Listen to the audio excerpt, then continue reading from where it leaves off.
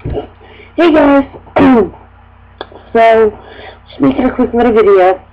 So I will be able to post regular videos now because I have recently bought a laptop.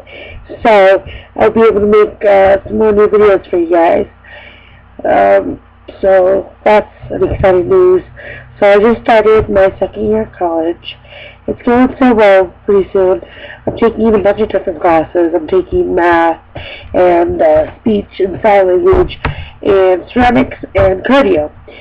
So I'll be doing that a lot. So if I'm not posting videos regularly, it's because of school, you know. But I do apologize for not being consistent.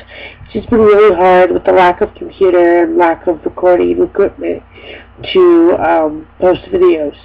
I'm going to try to be better at this though. I'm going to thank all of you who have stuck by me, who have subscribed and, you know, stuck by me and stood up for me and, you know, just been there.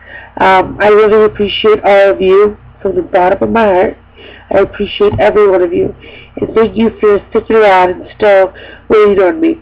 I just wanted to make this quick video so that I can give you a little update of what's going on and what's been going through my mind.